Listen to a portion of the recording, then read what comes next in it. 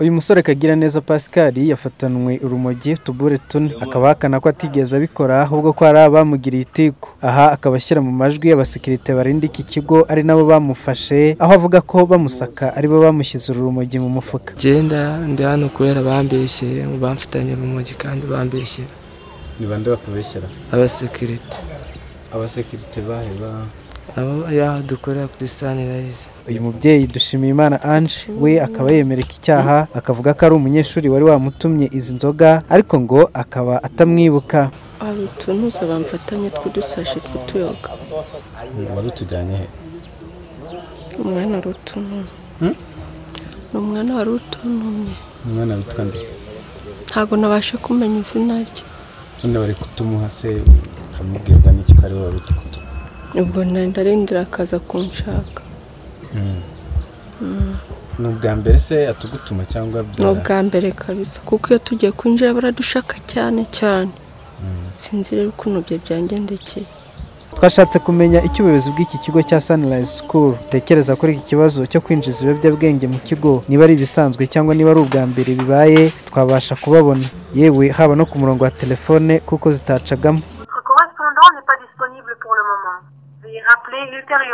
Umuvugizi wa polisi akaba nahagarira ubugenzacyaha mu ntara y'Amajyaruguru Chief Superintendent Francis Gahima akaba asaba abantu bose kwita ku kurwanya ibiyobyabwenge mu rubyiruko cyane mu bigo by'amashuri, asaba buri wese kubigira ibye kuko ibiyobyabwenge bimunga intekerezo z'urubyiruko. Nagira ngo mbabwire ko kuko natwe iki kibazo cy'ibiyobyabwenge byizwa mu bigo by'amashuri kidasanzwe, ari nayo impamvu twifuzaga kubwira abari kutwumva cyane ibigo by'amashuri, ku bantu bashinzwe ibigo by'amashuri bitandukanye ko bakwiye gushishoza bagashyiramo imbaraga nyinshi cyane ku bakozi babo bakora baturuka hanze, abakozi bakora mu bigo by'amashuri.